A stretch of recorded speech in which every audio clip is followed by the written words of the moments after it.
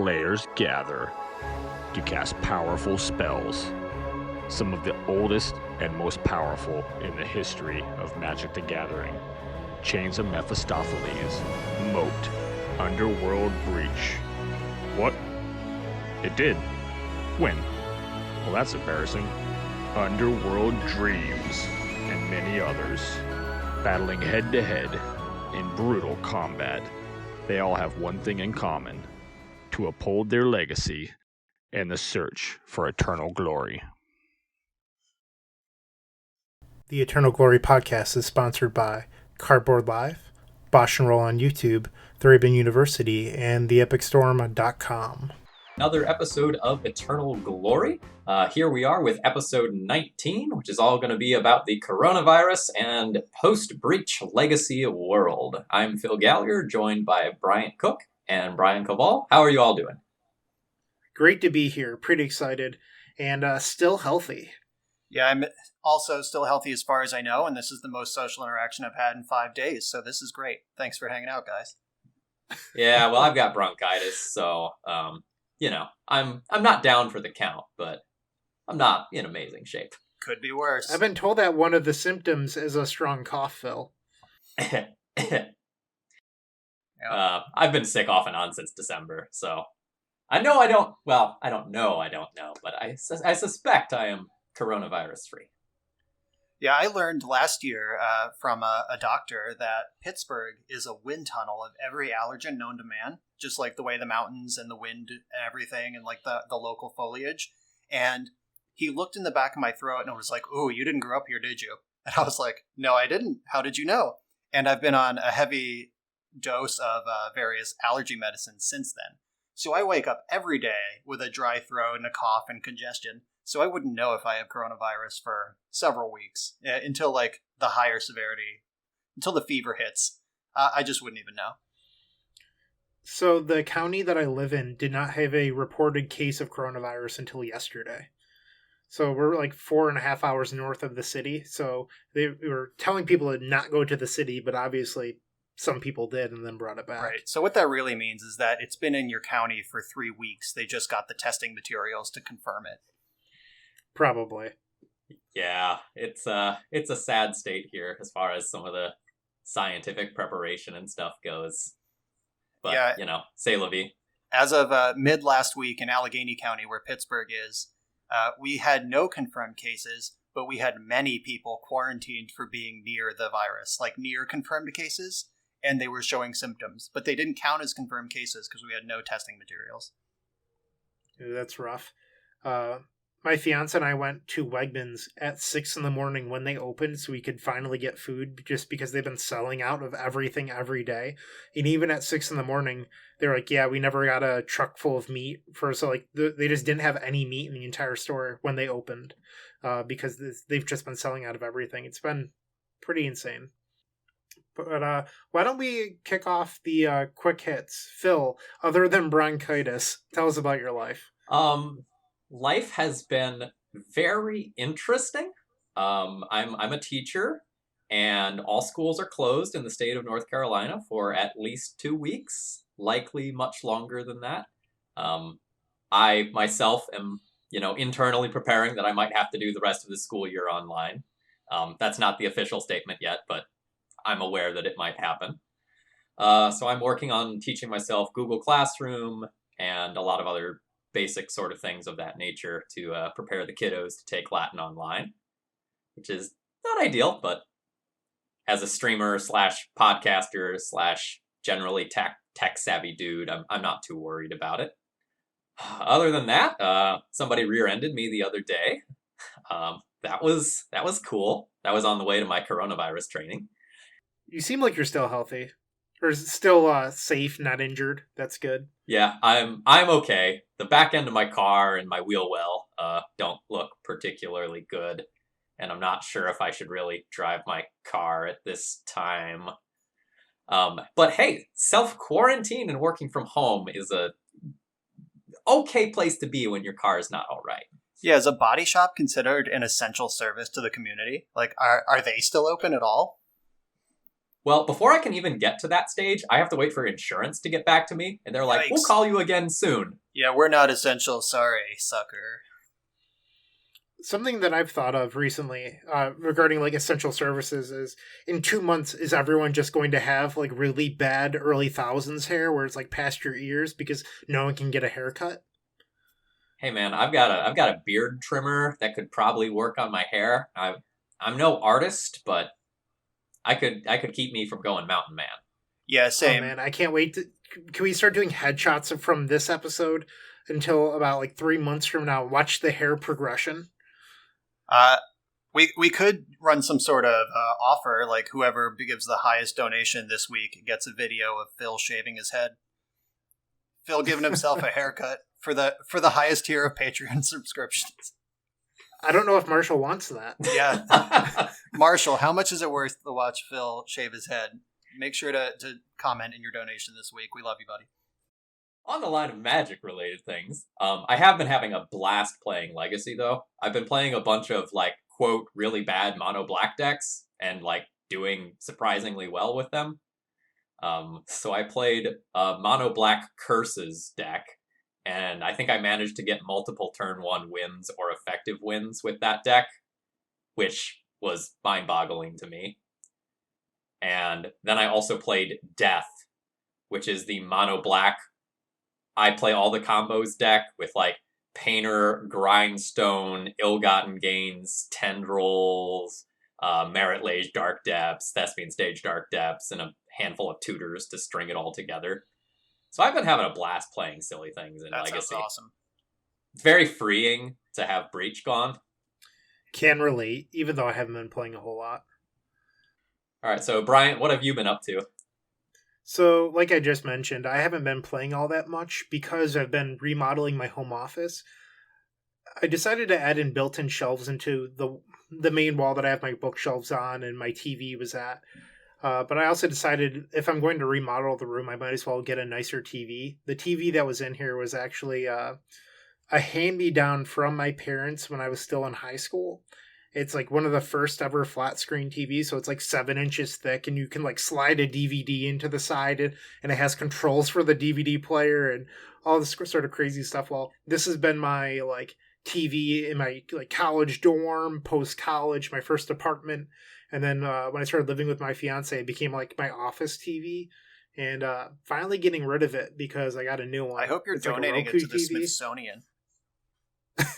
Like, what's your plan for this thing? It belongs in a museum.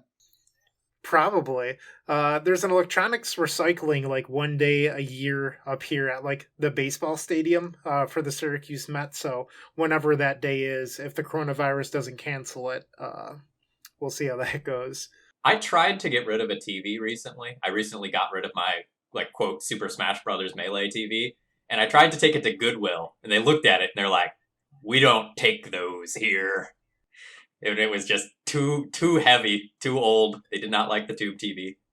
But I've doing other silly things like painting. I've done a lot of painting. Redid the radiators as well. But this part's actually like kind of a nightmare. I decided that I was going to take the dining room light fixture that my fiance doesn't care for and bring it up to my office along with the LED dimmer. And we no longer have the instructions for the dimmer. So it's sort of just like guessing at how it worked with the light switch. And I created an electrical short, and it took 3 days of like me trying to figure out how to get power back in the upstairs of my house. A lot of Googling, a lot of like trial and error. Everything on the internet though is like, please call an electrician. But like if it's on Google, I want to figure out how to do it myself. I was practicing safe habits other than, shorting. Hot and neutral wires do not go together. I feel Fun you. fact. I feel you so hard on all that. And you just feel like God when you're done and it works. Yes. When I bought my house, I installed motion lights on my back door and above my garage because my house had no security features to speak of. And a motion light will deter most burglars, believe it or not. So I installed those and they worked. Like they worked like the first time. I had never done any wiring in my life. I had like YouTube in one hand and like I had the surge checker, the like beep beep beep beep, like you're gonna die warning thing in my other hand, and it was great that it just worked on the other end. Yeah, so did you buy one of those they're like a yellow pen that tells you if the wire's live or hot or anything like that? I did, and it saved my life probably exactly one time. Like most of the time, things were what I expected them to be. But when I was doing the back deck, like the guy who owned the house before me was clearly some sort of DIY electrician contractor. He has all sorts of like crazy looking things that work hidden behind the walls. And I found one of his nests of wires. And I was sure, like, I guess it would have literally staked my life on the fact that this wire was dead. But the little yellow pen lit up like Christmas. And like, I knew that I had to go find the right switch downstairs to turn that off because it would have got me. Yeah. Well, it took me 3 days, about 20 hours worth of working in order to get power back. But my office is mostly done at this point. The TV arrived about an hour ago. So tonight, after we're done recording, I'll put it up and pretty much be done after that. So I'll be able to start playing Magic again. I've only played in 2 events. I played a league and then the prelim. The league I went 2-3. There was a lot of like strange decks with a lot of hate. I don't remember exactly what happened. But in the prelim, I went 4-1. I beat Delver twice. I've been trying a sideboard island, which is a little strange. Most people play Carpet of Flowers, but I like the island because you can fetch for it. So you're going up to 14 lands, and it's fetchable, unlike a random 1 or 2 of Carpet of Flowers. And you get to like cast Wishclaw Talisman or Defense Grid off 2 basics. So it's been interesting. But I went 4-1 and then got paired against Maverick, which is such a good matchup. And I just mulliganed to 4 game 1, and then game 2 I kept a hand that made 14 goblins on turn 1, assuming that I could use both my Rite of Flames, and then my opponent put Leyline into play, and I just facepalmed, and I was like, I just lost the game to Leyline. Like, my deck's not supposed to do that. But 4-1's not bad. And like most people, I'm working remote now for the first time in my life. So much for like when you get hired by a place, they're like, your job cannot be done remotely. Okay. Right. Yeah, everyone, this is sort of like forcing technology forward into where it should have been 5 years ago. Like everyone, like all the things that are just suddenly possible, like that the government can suddenly pay for. Like, oh my God, like universal basic income suddenly on the table. Oh my God, Medicare for all. Wow, suddenly the money's available. But and like individual companies too, like, you know what, everyone just work from home. You don't really need to be here that much. Like, short of people who are like hands-on, like the whole like service industry or like education. I mean, in Phil's case, a lot of education can be done online. I mean, I work in special ed, so you can't. Like, you have to be hands-on with those kids. But like, in general, it's amazing that everyone's suddenly figuring out, because they have to, that these things work. Another thing is that people will often, at least at my job, still use Microsoft Office products, where now they're being told that they must use Google products because it's easier to have multiple people work on. But all along, my department at work has been saying, hey, you should probably just use like Google Docs because it doesn't add hidden characters into your text like Word docs do, or so many things like that. And like, convert your Outlook to Gmail is another thing that's happening, which makes me super happy because I do a lot of email marketing, and Outlook is a giant source of frustration. Some of my colleagues still have Internet Explorer installed on their machines, and they use it as their primary browser. And I'm just like, what else don't I know about? What else are you doing that is 20 years old? At work, I still have to test for Outlook 2003. Are you serious? Yeah, because it's still a platform that has over 5% usage. So we use email on Acid to test our emails, and it's still a recommended, like, hey, you should test for this. That's eye-opening. So, Brian, what have you been up to? So, I was preparing for the misery of March that is in every educator's life. March is just this long wasteland, just like the full 31 days with no breaks. Phil's laughing because he knows. It's so true. And spring break doesn't drop till like mid-April, so like March is just like this slog. But suddenly I'm on Coronication, and like Pennsylvania closed their schools for at least 2 weeks, and things are getting tighter, not looser, since school closed. So I don't imagine that I'm going to go back on March 30th like we originally planned. My dad's a college professor in Pennsylvania, and his semester is officially online. Like the kids never came back from spring break, and they're not going to. And a lot of places are like that.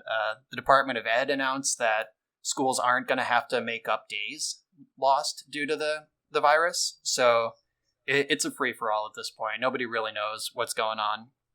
So, but it did break up March for me, so there's that. We'll see if I still feel that way at the end of March when I've been in my house for 3 weeks. So I feel like Chronication could be like a Showtime show, and you could be a much younger David Duchovny. I just picture the Red Hot Chili Peppers singing about it, like "Dream of Chronication." Yeah, there's I'm not much of a singer. Enjoy that, but yeah, the Red Hot Chili Peppers are my inspiration for that.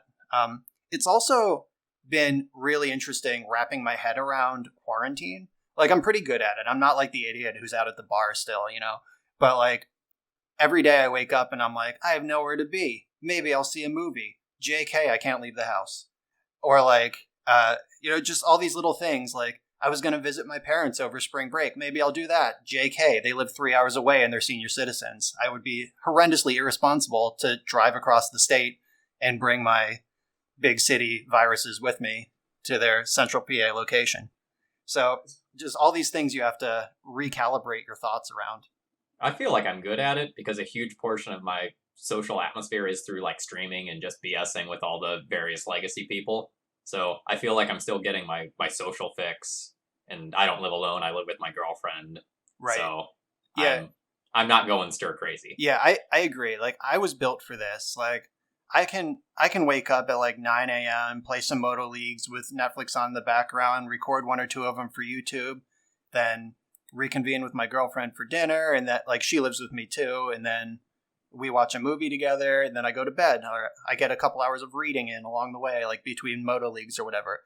I love this. She is crawling up the walls though. She does not have the introvert lifestyle on lock the way I do. I'll say this. I'm someone who plays a lot of local Magic. I like supporting local stores. And it feels a little weird. Like last night, actually, I'll hold this until we get to this part of it. But I'm so used to playing locals. It's part of my life. It's part of my social interaction. Last night, I just missed it. And it felt a little bit empty. Yeah. I would agree with that too. Clubhouse Cards, they're my local sponsor. They're an awesome store, and they run outrageous prizes. That's kind of their thing. The entry fee is a normal amount, but for F&M is frequently a 1.52K, just every single week. So it is actually part of my expected income that I top 8 F&M 2 or 3 times a month, and that's worth hundreds of dollars. That's actually a revenue stream that I can rely on. And wow. Yeah, and that's not even counting I would have been on the road for Star City Baltimore and GP Louisville this month, and I'm pretty reasonable to cash a big event, and my sponsor covers a lot of the costs associated, so that's pure profit that I'm losing too. But on that local Magic level, just frequently it's just that's what I do on Fridays. What am I going to do now that Friday's gone, and there's no Tuesday Pioneer, there's no Wednesday Modern, there's no Friday Legacy. It's just not a thing. So I'm actually a little curious about the payouts. So my local stores from the Vault Games, we mentioned them last week about their upcoming 2.5K, might not be happening. And all of their events other than FNM are $10 to play. And for 4.0, you get 75 store credit. 301, 50, 31, 25. And I've been told, especially from people in New York City, that these are insane prize payouts. But yours sound way more bonkers than that, so I'm sort of curious what they are. All right, I'm going to try to pull up one of their events on Facebook right now and read out the prizes. If someone wants to talk while I'm pulling this up. Let's cover the donations. All right, go for it. Then. So I would like to once again thank Marshall Arthurs, our BFF, who just announced an upcoming event that we'll cover shortly. But Marshall with a huge donation once again with the last episode. We love you, Marshall. And then we have two new donations, or two new patrons, I guess I should say. Victor Bernhardt's. Phil, did I say that correctly? Sounds pretty good to me. And then the other one is Bill Schlichting. I was not going to say that correctly. Yeah, I know Bill personally. He goes by the handle Dr. Bill on Twitch, and he's been one of my longest followers. Another Death and Taxes player at heart. Played plenty of events with him, and he's traveled with me a few times, lent me some cards. Great guy. All right. Well, Brian's still looking that up. Let's cover some of the feedback from the last episode. This seems a little weird. Maybe we shouldn't have ordered it this way now that I'm giving myself a compliment. I like Brian's point about Breach Storm essentially being an A plus B combo deck. And though it was sort of glossed over as pedantry in the cast, I think the distinction contains a lot of keys to beating the deck from Gesture _ on Reddit. For anyone that enjoyed that portion of the episode, Joe Dreyer, who's now doing This Week in Legacy for MTG Goldfish on March 4th, covered that concept. It was called The Combo Breaker. I recommend checking that one out. More generally, he's been doing really great articles every week, especially if you are new-ish to Legacy, or maybe if you're even an intermediate or advanced player. He's doing a great job of breaking down difficult concepts in a way that's intuitive, and I can't praise his stuff enough right now. Yeah, Joe is I read gas. every one. Yeah. So the next one's a little bit longer. I don't think we should read everything, but it's from One Goblin Lackey on Reddit, and it's essentially talking about how Goblin Lackey believes that Leyline isn't the card people should be playing, essentially in a deck like Goblins, because people are prepared for Chalice of the Void plus Leyline. Is there anything else that I should call out here? No, that's the primary argument. We actually covered that in the episode, though, at least in my opinion, on diversifying your hate so you don't lose to Wear Tear. So, One Goblin Lackey was talking about playing Mindbreak Trap or Surgical or Red Elemental Blast instead, which all seem fine. It's not super relevant anymore since Ding Dong the Witch is dead, but we do appreciate you listening. We appreciate the feedback, so thank you. Yeah. The point of diversifying your kinds of hate to make you as difficult to deal with as possible is 100% what we were trying to get across, and you were doing that from a different angle. So I think we're largely in agreement. So about that sweet prize payout. Yeah, so I jumped into Facebook, and they have canceled all their events like a responsible store would, so I can't actually tell you a real prize payout, but they always pay out in format staples. So if it's a modern event, first place, playset of Jace. Second place, playset of Liliana of the Veil. I got 5th place in a modern FNM recently for a Expedition Windswept Heath. And I got 4th place in a Pioneer FNM recently for a playset of Walking Ballista. And It's pretty good. yeah, it's stacked. It's good value. Then our last bit of feedback says, just want to say that the new co-hosts seem great, and I appreciate what you guys are doing. Thank you, Sanzia and Reddit. You're too kind. So I have something to add on feedback. I had this as a note to talk about in my life section because I've been thinking about it a lot for the past week and a half. I posted a Pioneer video on my YouTube like 2 weeks ago, and somebody commented, "Hey, nice video. What did you think about the Faithless looting ban in Modern when it happened?" And I've been thinking about that for 2 weeks. Like, what? Like, I don't know. Like, I don't want to be like a complete savage in case that person's listening. Like, clearly they don't have a whole lot of outlets for their thoughts. But like, get a Reddit, get on Twitter. Like, there's Facebook has many groups you could talk about that sort of stuff. Like, I have no thoughts to add about the Faithless looting ban in Modern that happened over a year ago on my Pioneer video last week. I just don't. I'm sorry. So, those of you giving good feedback, thank you so much. And those of you, I mean, thanks for watching my video, but like, damn, what do you say to that? I loved the looting banning as a Modern Storm player. I loved it too, but like, that's several ban cycles ago. Has this person heard of like Mox Opal or Oko or Once Upon a Time? Like, do they know about these cards? So someone that I actually play with quite frequently on a local level is pretty upset that Wizards keeps on banning cards in their deck. They tend to play a lot of like silly combo decks or like fringe fun decks. And they played almost exclusively Mox Opal decks in Modern. And then when that was banned, they started finding fun in this like 5-color Titan deck with Once Upon a Time. And then that got banned. And now they're just like, I'm thinking about quitting because they keep on banning all these decks that I like, even though they're not trying to do anything degenerate. They just want to have fun. Like their person's favorite deck of all time is the Modern Cheerios deck, which is arguably like a little bit degenerate and it crushes Storm. But at some point, I think Wizards is going to start deterring people away from Magic. Yeah, that is. I mean, that's the toxic part of bans. Like as tournament players who are going to show up no matter what. Like, oh, good, Breach got banned. That's great. Now we don't have to worry about that. But someone somewhere paid a bunch of money for a Breach deck that they can't play now.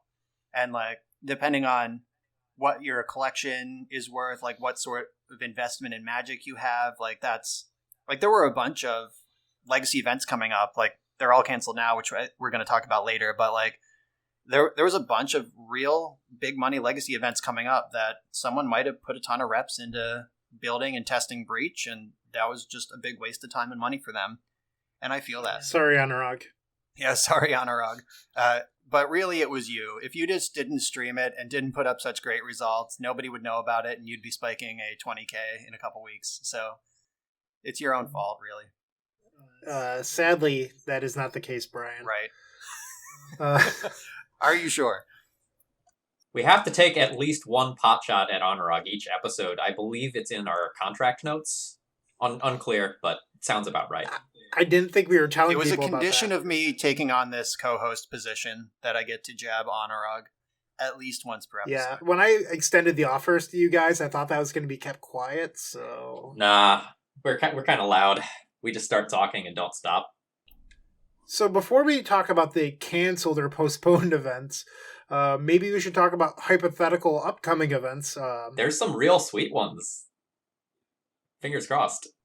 On May 16th, the Joe Brennan via the Bearded Dragon is running a 15K, and that is a legacy... There's a legacy event and a vintage event. It's not a legacy and vintage event, as sweet as that would be. But it's in New Jersey. It's not at the Bearded Dragon. They rented some hall. There's a Facebook event. Check it out. But May 16th is like right on that edge of like, is the world going to be back to normal in time or not? So I do have one fear. So let's say the event fires and everything's fine, air quotes fine. But you get 200 people in a room where like the coronavirus has just died out. Seems like a really... I like Joe and I don't want to curse his event or anything, but like it seems like a dangerous situation to get yourself into. Hopefully it will be long done by then and no one has to worry about coronavirus. But like in the back of my mind, I'm going to be like, don't touch my fucking cards. Don't get me sick. Use gloves. Yeah. Like I was planning on going to SCG Baltimore this past weekend because like things hadn't really exploded yet. Like things happen very quickly. Like at this point, it's now the Tuesday after that. And even I'm like, you idiot. Why would you even think about that? What's wrong with you? But if we remember how quickly this went from like, nothing, it's no problem. It's just a cold, wash your hands. You'll be fine. You're young and healthy. Don't worry about it, to like, oh my God, you're killing your grandfather by going outside. Like that happened very quickly. So I was planning on going to Baltimore. And I had all sorts of like weird behavior locked and loaded to like I was going to like not shake any hands. I was going to absolutely insist on rolling high roll or not high roll, even odd instead of high roll. That's just like one less thing for anyone needs to touch. Like I normally give my opponent's deck a good shuffle. I probably just wasn't going to do that. Like cut and pass or like, I don't know. Maybe I would have trusted opponents not to mess with it at all, but I don't know. It would have been crazy. I have a bunch of like hand sanitizer, like spritzer pen type things that I would have been, my pocket would have been full of them. Like cut your deck, spritz, rub, like go back to my deck. Like it would have been really stressful and miserable. And Star City did the right thing by canceling that because I would have been just beside myself trying to not touch anything. Well, your grandfather thanks you. And according to my fiance, is that I believe it was Spain had a couple cases of young people dying from the coronavirus. So it's getting worse. Yeah, it's out there. It's bad news. So anyway, moving back to good news. On August 1st in Ohio, our wonderful patron of the show, Marshall Arthurs, is running a 40K himself. August, I hope, will be enough time to at least get things under control, like maybe get some testing kits distributed to the state governments in that time or something, like so we at least have a clear picture of what's going on. But Marshall's got a 40K. I don't think it's cash. I think it's cards. I think he's offering up like a Lotus and other stuff. Like the Lotus was the door. Oh prize. Yeah, that was just a door prize. Cash. Someone for signing up is going to get a black Lotus. So I made sure to be on the soft. There's not a sign up yet, but I made sure to message Marshall and be like, "Yo, I'm in." So hopefully I have a spot. When I was trying to figure out my electrical issue, I called Marshall. I'm like, "You're handy. Like, do you know what I should be doing?" And then he talked me through it like a nice person. Nice. So if Marshall doesn't let me into his 40K, I'm going to drive to Ohio and kick his ass. All right, yeah, that sounds good. Make sure to do that on the day of the event so we can all watch. Because I don't think a fight between you and Marshall is going to go the way you expect. I expect to get my ass kicked. So if you want to watch Bryant Cook get his ass kicked, come to this event on August 1st in Ohio. Is that better or worse than the Lotus door prize? One person's going to get both. It could be you. Oh, that's a good way to look at it. Yeah. So I don't know if I actually covered this last week, but did I say I guess I should have said last episode, did I cover how I met Marshall? Is this going to be like a How I Met Your Mother thing, and it's going to be like the entire rest of the podcast? Yeah, it's going to be 14 seasons, and I'm going to be Neil Patrick Harris. The same age once you're done, like the children, like how they never aged in that entire time. And you're somehow narrated by Bob Saget. That's the dream. But short story is Marshall sold me my polluted deltas, and right before then I had been scammed on PayPal out of a set of Japanese 12 polluted deltas. I was like super upset and very untrusting of anyone. Fortunately, PayPal reimbursed me even though I did friends and family like an idiot. Yeah. And I had zero idea who Marshall was. A friend was just like, yeah, he's a high-end baller. That's like the entire description I had of Marshall. And he came up to me, he's like, hey, I have a set of deltas if you're interested. And I was like, am I getting scammed again? And then he's like, yeah, I want $4,500. And I was just like, that would be a little bit too much money for me. I have that much money in my bank account, but I really wanted to like sell cards to pay for this. And then I was like, I could probably do like $4,000, and that would leave me a little bit of a buffer until I could sell, $4,000 worth of cards. And we like haggled a little bit, and then he was unwilling to budge. So I was like, I just think I'm done. And then Marshall came up to me the next day and was like, I guess I could do $4,100. And I bought it, which pretty much emptied my bank account. I went home, and then by 1 week later, I had sold like $6,000 worth of cards. I didn't realize, but I had like 4 foil creeping tar pits that were all like $90 at the time. I'm like, why do I own all this stuff? So that's how I met Marshall. But there's one more upcoming tournament. It's a 100K that Jeremy from Missouri MTG will be announcing shortly. Sadly, Jeremy's 20K in Missouri this weekend was canceled, this upcoming weekend. Our episode was going to be about that, but, coronavirus and whatnot. Brian had mentioned that the Star City tour had been pretty much canceled up until May. They announced yesterday that I believe the first 2 in May were postponed as well. Yeah, so it's pretty brutal. They canceled a couple last week. Like with Baltimore, they announced another one. I think it was Syracuse. And then they just announced that 2 more, like through April, have been canceled or postponed or whatever they're doing with them. But they're not happening as planned. And for people like me who play exactly the right number of SCG events per season to queue for the Envy, like I'm not going to be on the leaderboard. I'm not going to play in the Players Champ. That's not my life. I'm not grinding the tour. But queuing for the Envy is pretty important to me because that's a great tournament. Happens twice a year. It has a very pro tour feel to it, and it would be really cool to win it again. So all of those things, like I would, and 3 of the events that I was going to go to are canceled. So like I count on those like nickel and dime, like 3 points this weekend, 3 points this weekend, got exactly my 10 or 15 points, whatever I need to queue. Like that's my bread and butter, and it's gone. So I just got to hope that the team Pioneer in Louisville in May doesn't get canceled and that I win it in order to queue for the Envy. So about the Envy, they announced that there would be large legacy events there, which is kind of cool or whatever. Like it's cool for legacy, but at the same time, like what if I qualify for the main event? Now I can't play legacy, and like they'd never talked about that with her proposal, and it sort of bothered me at the time because like I'm someone that doesn't play that many Star Cities, but I'll top 8 a challenge or I guess they're called classics or I top 8'd a couple like last year, and then that qualified me for the next. But like I don't want to have to choose between playing in this like 100 grand event or playing in a legacy event. Like I should just get to do both.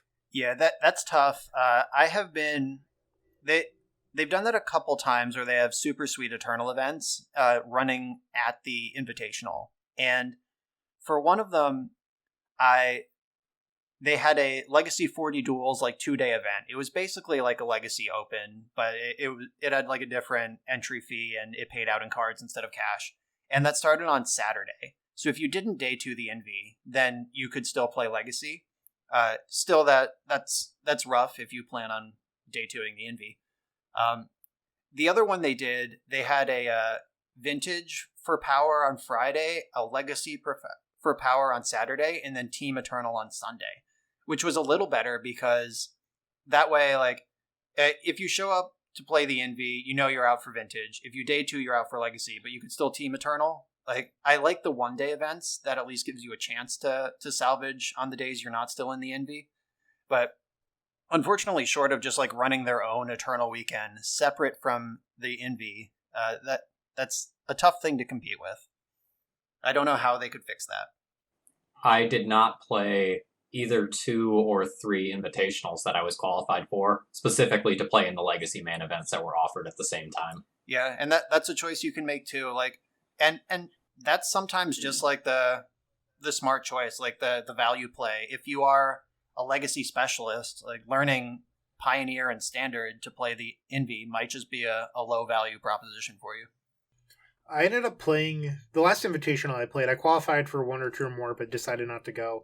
Was the one where Niv Mizzet, the 6-mana one, had just come out, and I was playing for top 16. I kept a 4-land hand that was like pretty stacked, and lost the game on like turn 16 with those 4 lands in play and none others. And I had people behind me just like aghast that I never drew another land the rest of the game. And I had like stalled out as long as I could before I died. And I was at the end of that event, I just felt so defeated that my deck had betrayed me up. Like it had gotten me that far and then betrayed me. I will never play another Invitational because I got mana screwed that one time. Exactly. Yeah, my last Invitational, I got an unintentional draw. I'm not going to name names, but it was with a known player, and I had them locked out with Mycosynth Lattice, and it was just a matter of time until I was able to present lethal. And they took their sweet-ass time the entire game, making every decision. Their shuffling, sideboarding, everything took forever. And a couple times I thought to myself, I should prompt them to play faster, or I should call a judge. Then I was like, nah, they're a respected grinder. Like, they'll do the right thing if it comes to it. They did not do the right thing. They happily took the draw when they were stone dead, 100%, can't win the game. And the lesson there is call a judge on slow play. Don't be nice. Don't expect your grinder opponent to do the right thing.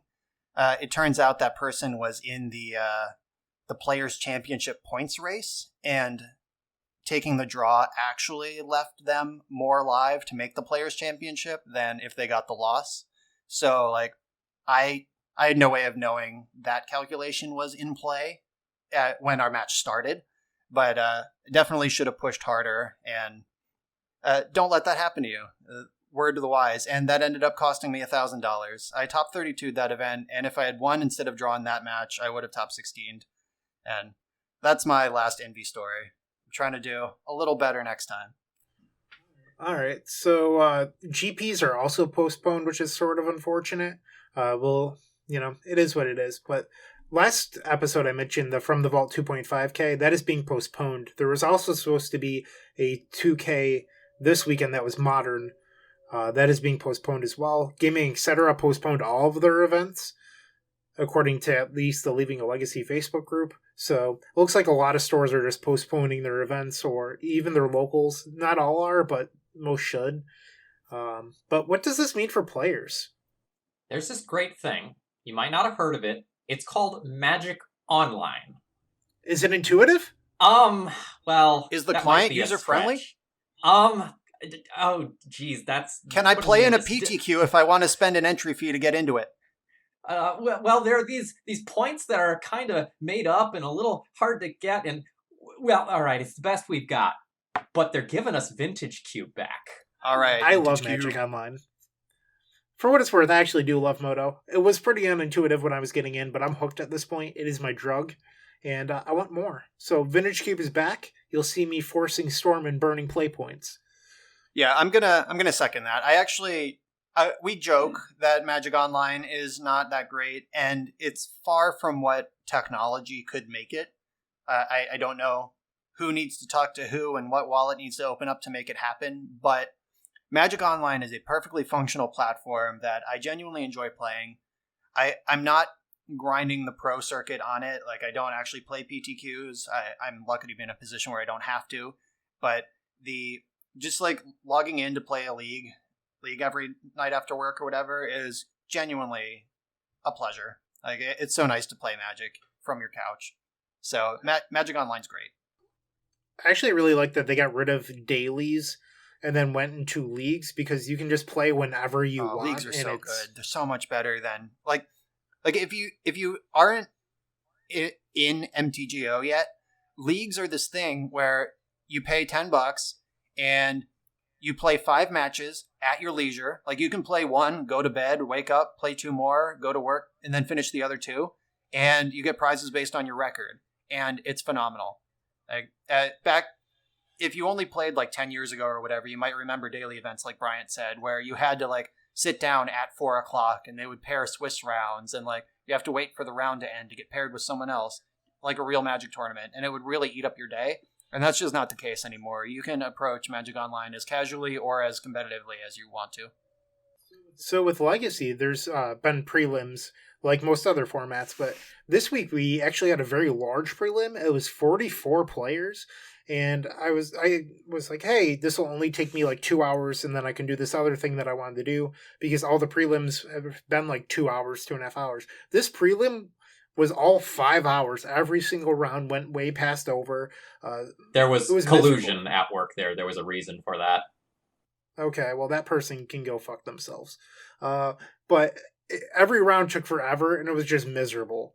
And don't be that person. There's no reason to do that. But people have things going on in their lives, and you're just being inconsiderate. It honestly felt like a small Legacy challenge, which happens every Sunday. Recently, the challenges have been growing, and I think they're only going to continue to grow with the coronavirus. But 44 people, I remember when I playing one of my first challenges, it was only like 58 people. I mean, they've grown pretty large since then, but that prelim was essentially a very small challenge. We have a lot of opportunities. Well, if you're working from home, you probably have more opportunities and more flexibility to actually make some of these prelims work in your life. Whereas previously I had the chance to play like the Thursday night one, and that was essentially it based on my schedule. Now I might be freed up to do things a little bit differently. Who knows? Yeah, I've definitely been looking at that too. Like, now that I'm home for minimum 2 weeks, like I don't really like the scheduled events, because I don't like feeling like I'm at a Magic tournament when I'm at my house. Like, it's just it kind of pulls me of like the stress of like I should be doing laundry versus like the stress of I should be focusing on my match, when like if you're doing one or the other you can focus. But I do love leagues, but now that I'm just mostly sitting around, I've been looking at the prelims a lot more favorably. But you can do both. I do laundry while I play. I know. That's the beautiful thing. Like, if you're like, there are clearly people who are just onto the Magic Online lifestyle where like they can just get up between rounds and go do laundry, cook a meal, whatever. Like, I watch streamers sometimes who you see them just like get up and their chair is just sitting there and like nothing's really happening on the screen, and they come back with a bowl of cereal and they're just eating it. And I never got that level of comfort with interacting with my computer and living my life at the same time.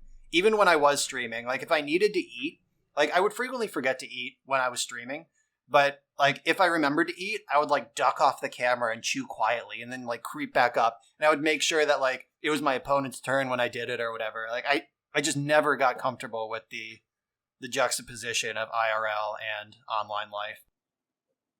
I would rather stream for 3 or 4 hours in the morning, take an hour break, and then stream for another 3 or 4 hours than eat on camera.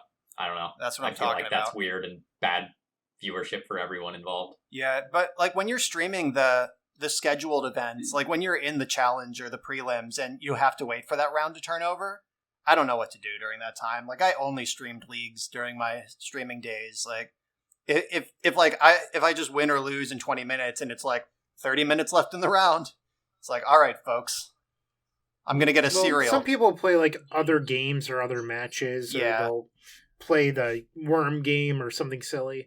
That's part of the reason I record my challenges, and then at the end I just upload each match individually. But honestly, with going back to what does this mean for players, I would recommend avoiding locals, to be honest. There's no reason to take any risk. When they say to quarantine yourselves, they're not saying go hang out with 20 friends at a shop. Like, that's just another way of contaminating each other. I would stay home, play Magic Online, or if you want to get creative, you can record yourself playing paper, and then, like, I don't know, there's, like, ways, like, you could talk through your lines while goldfishing or things like that. There's creative ways that you can use paper Magic and not have to play Magic Online if that's your thing. But just don't contaminate each other. Stay healthy. Stay beautiful. Yeah, there seems to be, like, two kinds of game stores out there right now. There's ones that have just shut down all gatherings. Like, there are ones who are like, our play tables are folded up, put away. They've been cleaned. There's nothing here. If you show up, you can buy something, and then we want you to leave. And I've even seen some organizing curbside pickup where you can call in, like, I want, like, a box of Throne of Eldraine and a copy of Pandemic, the board game. And they'll meet you on the curb with it, and you pay with your credit card and minimal human contact. And then there's others that are just fearlessly scheduling their events as normal. And I imagine those things are motivated out of necessity. Last Friday, again, before everything went crazy, don't be mad at me, I went out to dinner with my girlfriend, and our waitress had kind of a scratchy voice. And I was like my brain kept snapping at hyperspeed back and forth between, what the fuck is wrong with you? Why aren't you home? Do you know there's a pandemic? You're working as a waitress with the pandemic around? Like, what's wrong with you? I hate you. And then on the other side, it was like, oh my God, this person works for tips. They're not going to pay their rent if they don't show up. And game stores are that person right now. Like, I think we're going to get into this a little more as we move this conversation forward. But like, game stores, a lot of them can't afford to shut their doors for a month. Yeah, which is actually our next topic, so great transition. But a lot of these stores live on very small margins, and going 2 weeks without firing an event might just put them under. Phil was saying it before we went live, but Phil said 10 to 20% was his number of expected stores closing, and that's sad. I think so many stores, especially at the small, LGS level, are normally just barely scraping by. They keep the lights on, they pay their employees, they put a little bit away each month. But, for a lot of people, it's a labor of love rather than a huge, pile up bags of money in the closet or under the bed sort of situation. And if a lot of these places lose all of their income for a month, 2 months. It's not the store that I play at, but I do know a store in the area where after everything is said and done at the end of the year, the owner has paid his employees, keeping the store afloat, rent, mortgage, all that good stuff. At the end of the year, the owner only makes $45,000 a year. Which, like, it's a fine living, I guess, for if you're, like, non-college educated and you don't have any, like, skills, like actual real-world skills, that's fine. But $45,000 a year to feed a family and support your spouse or whatever you have to do, isn't great. It's fine. It's certainly above poverty level, but it's not ideal, especially for someone running a business, in my opinion. Yeah, and that number actually sounds high for a game store owner, like someone running their own little mom and pop shop in any field, really. Like, I mean, I'm not an economist, I don't know, but I imagine keeping food on your table, paying your mortgage, keeping your store open, paying your employees is the dream. Like, if you don't owe money at the end of the year, you did it. And like taking home $45 a year, like, I guess it depends on where you live, cost of living or something, but like in Pennsylvania, you can live on 45 like very comfortably. I quote worked for a local game store that was trying to start up in the College Park, Maryland area over a summer, and the guy had a wonderful collection, had some ideas about how to run a store that were unique and interesting, and I think he made it about 4 months before he just said, yeah, it's not viable, and he just couldn't keep the bills paid. The Pittsburgh area it specifically has a lot of stores, like more than it should.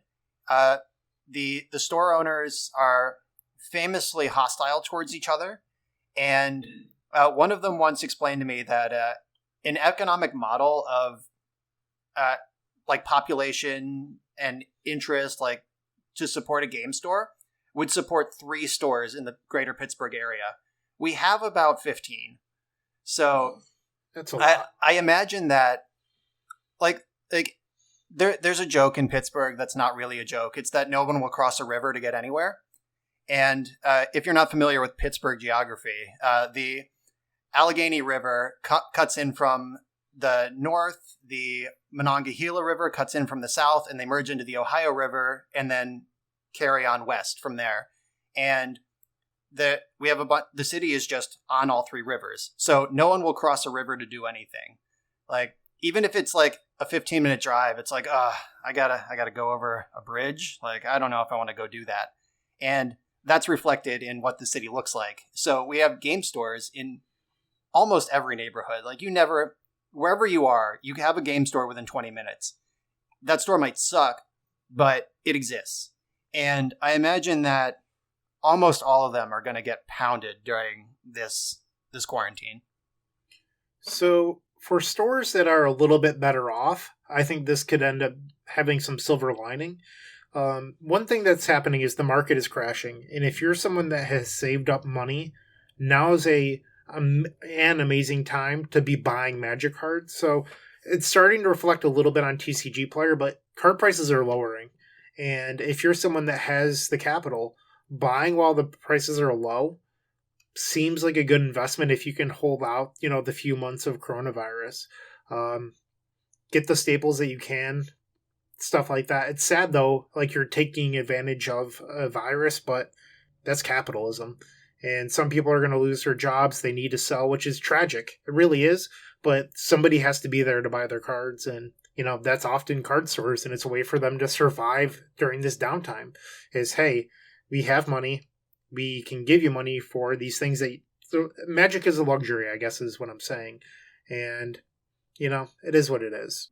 Also, if you're one of those people who's sitting there with like 20,000 unsorted cards that you haven't looked through in the past 5 to 10 years, while you're stuck at home, maybe flip through some of those cards, see if you have any random cards that might have shot up by literally $50 since they've been sitting in your bulk box.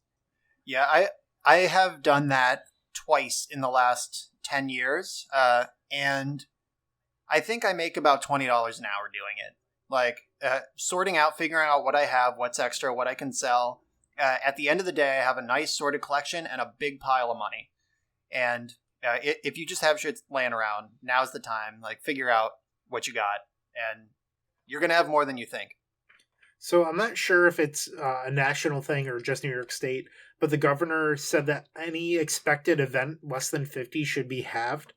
So if local game stores are still firing events for some reason, so if you're expecting 40, you should limit it to 20.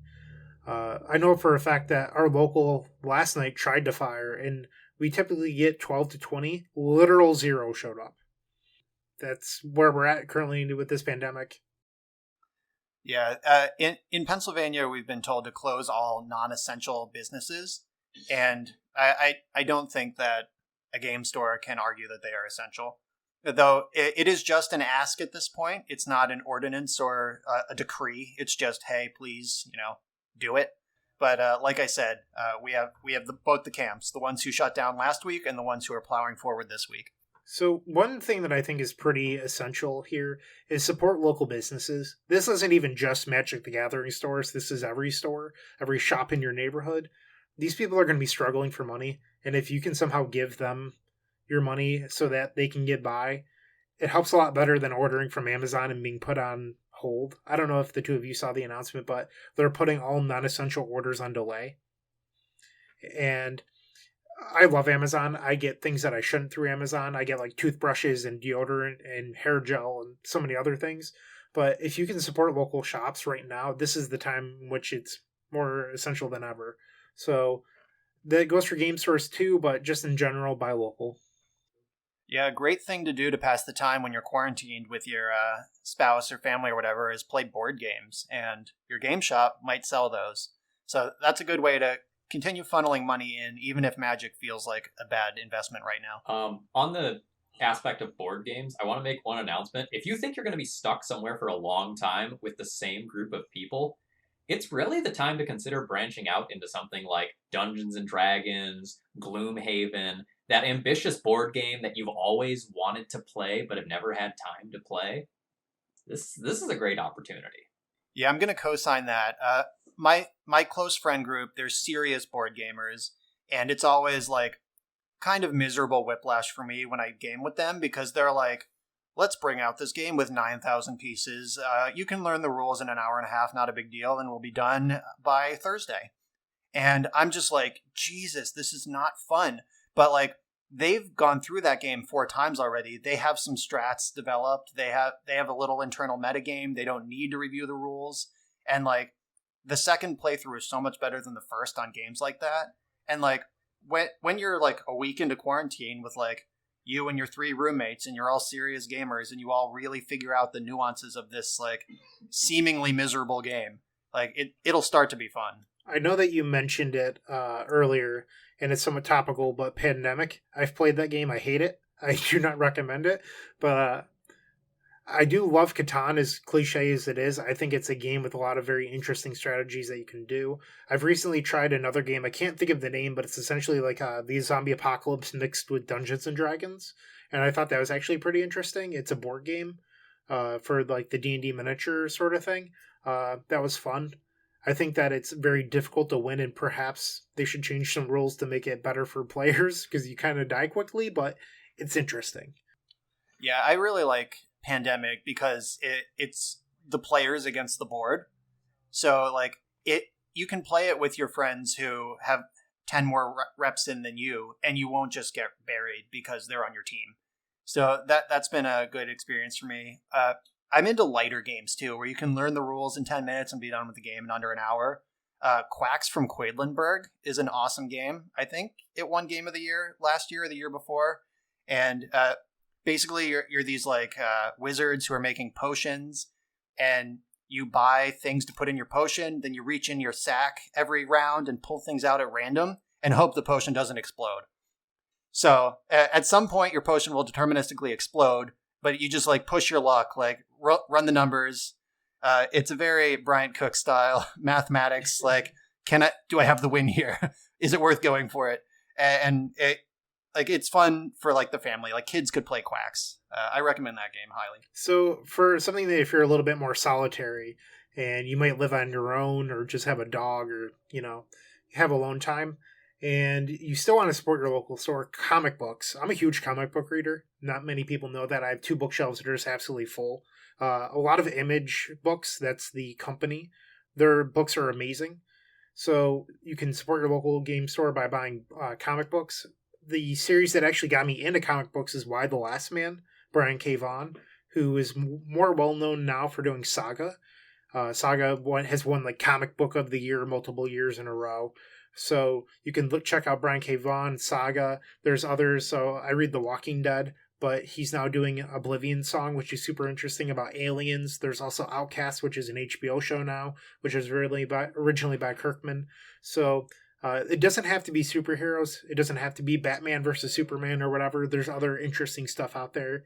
East versus West is a political sort of comic book.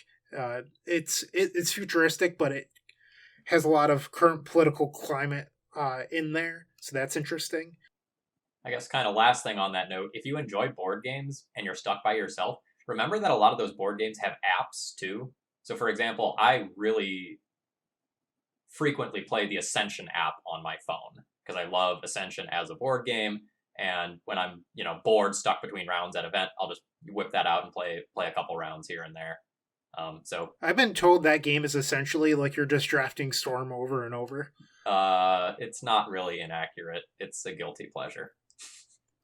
Yeah, I see that Dominion on the shelf behind you. We're on a video call, but Phil's got Dominion behind him too, which is also just build your favorite Storm deck.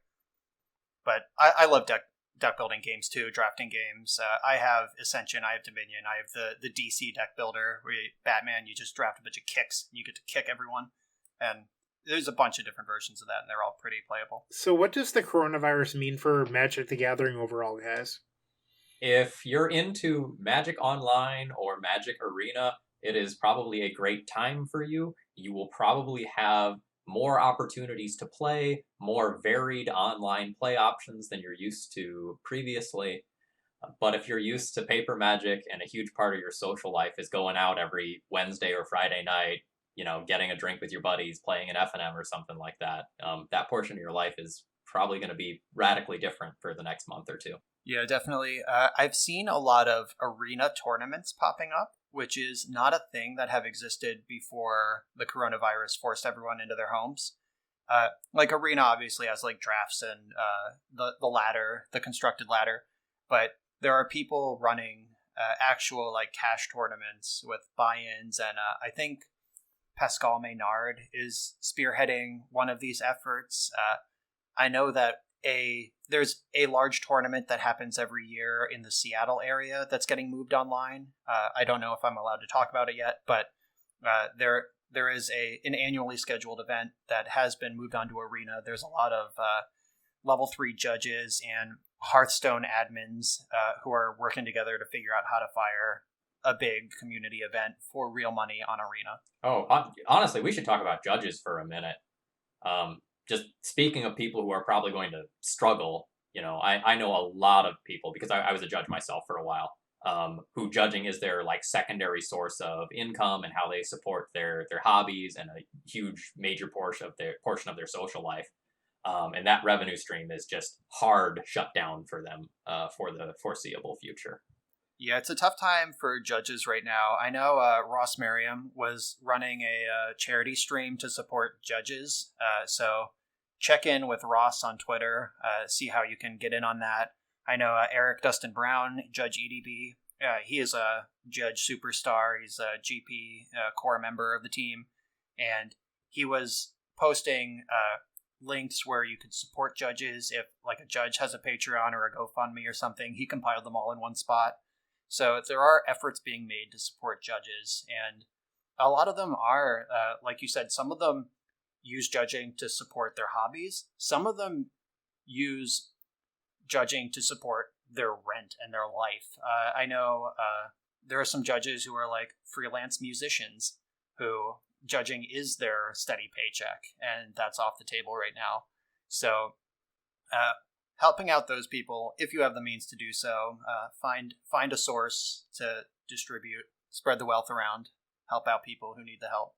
That would be a good time to do that. So something that I've been thinking about is if there's a way for Wizards of the Coast to help support local stores in some capacity, maybe like a lowered product or something so they can make slightly better margins. But this could also be said for judges. Like maybe there's something that Wizards can do for judges.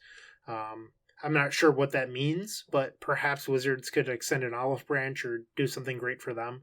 It would be a good sign of show of faith, I guess, is what I'm trying to say here. Yeah, it's an awkward time for that because judging just this year left the hands of Wizards. There's now the Judge Academy, which is a standalone company that has no direct affiliation with Wizards of the Coast. It's like a professional certification. Like I'm a certified behavior analyst. I pay my dues and I get to wear that credential and apply for jobs.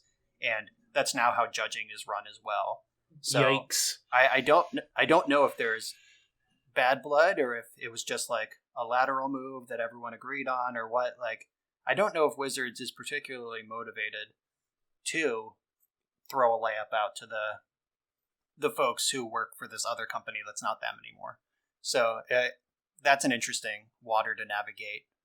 Like, I don't think Wizards is in charge of judge foils anymore. They still make them, obviously, because they're the only people who can make Magic cards. But I don't know if they're in charge of distributing them or choosing what they're going to be or any of that. So in general, I don't think I've loved the direction that Magic has gone the last 2 years. But honestly, it's not looking so bad right now. Everyone, I feel like I'm in the majority of people where people love paper Magic, but I think electronic Magic is going to be Magic the Gathering's bread and butter over the next few months. I think they're going to see higher online sales through Magic Online tickets and Vintage Cube and Arena. I've never actually played Arena. I don't know if they can make money off that. I haven't installed that. I will never install that. Well, I guess like if they put Legacy on it, we can talk, but that's so not the direction they're going. Well, let me be the young whippersnapper here who says that Arena is actually just delightful to play. You're not going to be able to play Legacy Modern like a lot of us want to, but if like going infinite on Magic Online, like having your events pay for themselves is a long-term proposition. Like that's not really easy to do, and you need to build up your collection first, so you need to own cards. Arena, you can put like $20 into that and draft for the rest of time. Like and it is keep what you draft, so you can build a collection.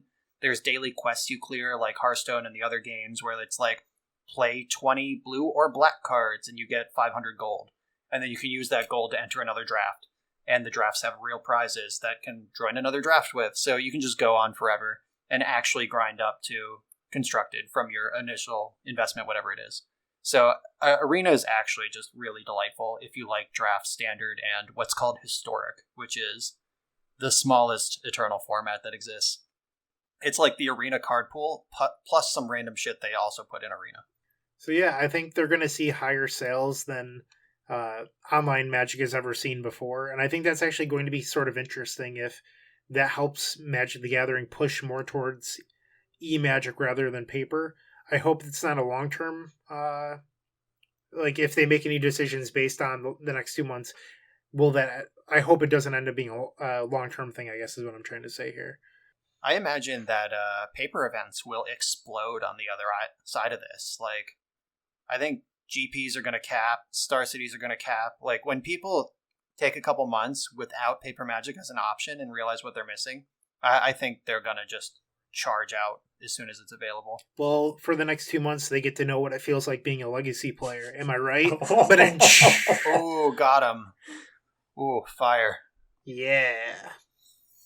So why don't we talk about the second topic of today? We've probably talked enough about coronavirus, but post-breach Legacy, which seems way less exciting now than when we originally made the show notes. All right. So kind of transitioning on to our next major point here, we want to talk about Legacy in the post-breach world. And we want to start with the things that are probably going to be the losers of the breach banning. And I think one of the most obvious ones is the Chalice Decks. In the breach metagame that we were living in, it was like a grand time to be a Chalice player. Like, the Chalice Leyline decks were very strong so long as you were also presenting an adequate clock or other angle of attack on your opponents. And we're going to see Chalice slide back to kind of its regular positioning, where it's just a powerful thing that you can do, but maybe not the best thing to be doing on any given weekend. Phil looks sick or disgusted when talking about this. Chalice of the Void brings him so much joy, and he just looks like he's going to vomit talking about Chalice of the Void getting worse in the metagame. I had so many trophies with completely unplayable piles that had Chalice in it. Like Dino Stompy, Mono Black Stompy, like 5-0. Easy. So expect a little bit less Eldrazi and maybe like Mono Red Prison and decks of that nature floating around the room at your next major event or in your, Legacy Challenge, as we might be looking at in the immediate future. Part of the reason why is Oko, right? Did you cover that? No, we didn't. We didn't start talking about Oko yet. Oko is like one of the clear obvious winners of this this banning because it was one of the most powerful things that you could be doing in the format. And I don't know if you've been on either side of the Oko versus Red Prison matchup, but my god, that one card destroys the deck. Everything you know and love is ruined. I haven't played Miracles since Oko came out, just because I never wanted to get Okos online or on paper. So it's just been, 6 months since I've actually played Miracles, which is kind of sad.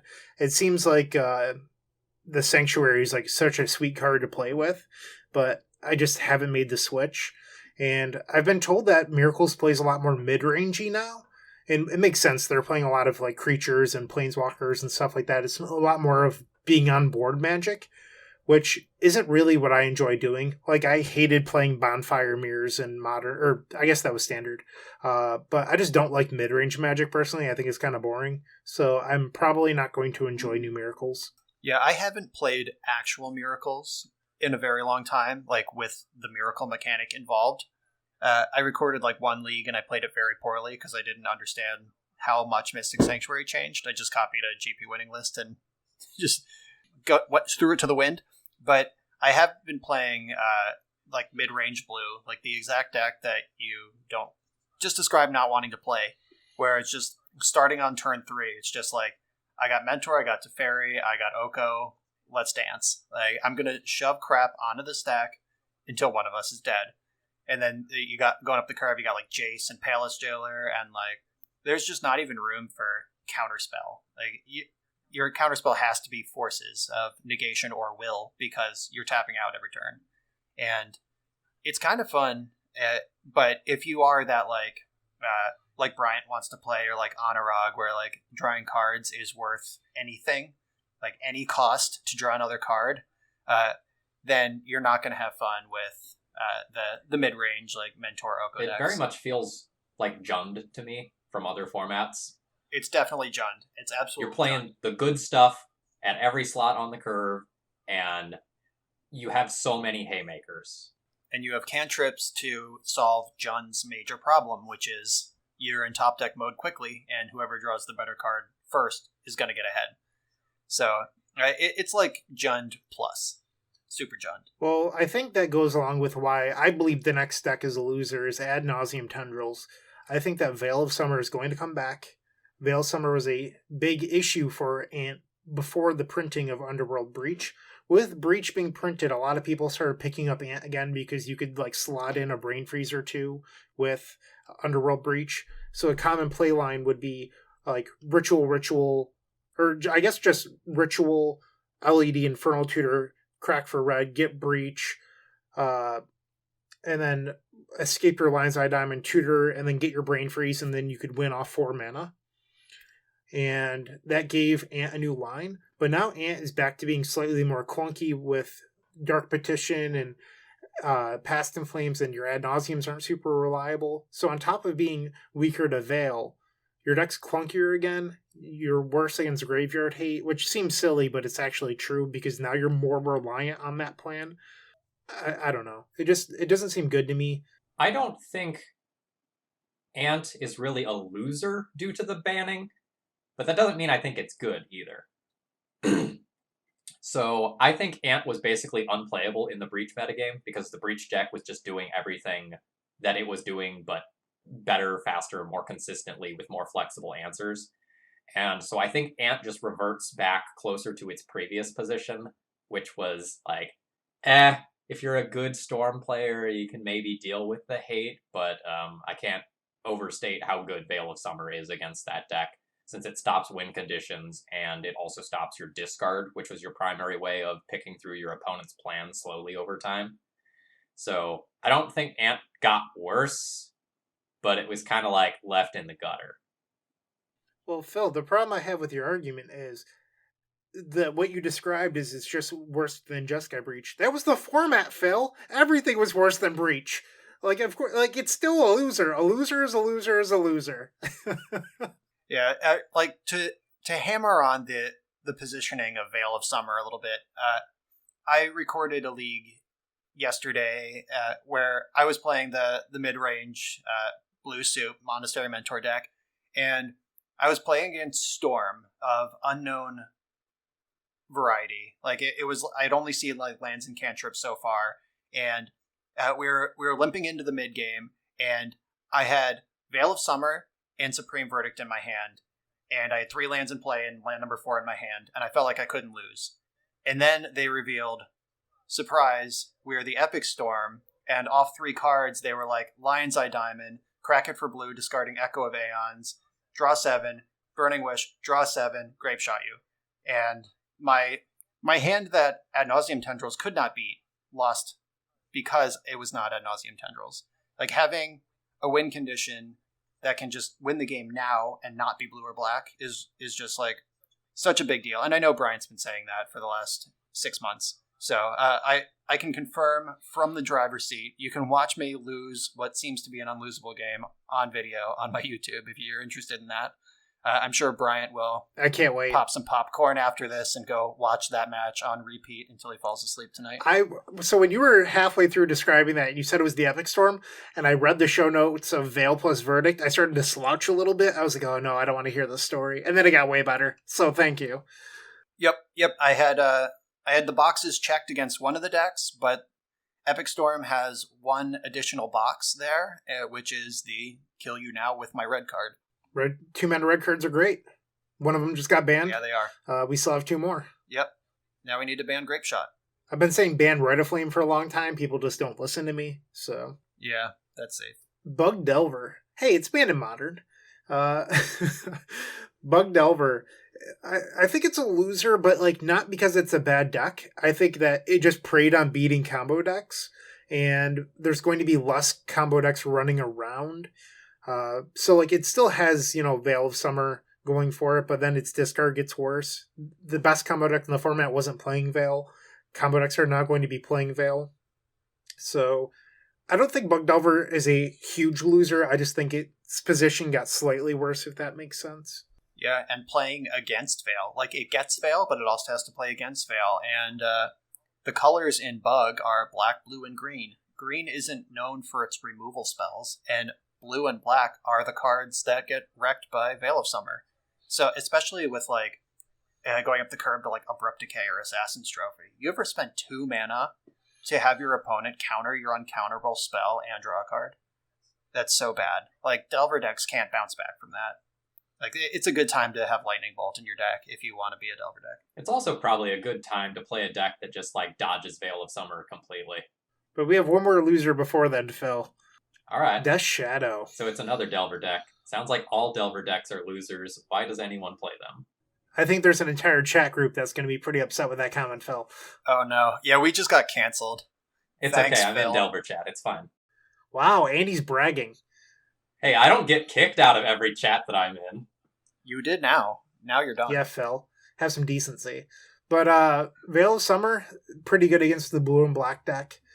And yeah, most Shadow decks don't splash a third color. I've seen Bug before for the Surprise Berserk plan, but I think Death Shadow is probably going to go back into its corner. It really preyed on beating Jeskai Breach, which is no longer, a legacy deck.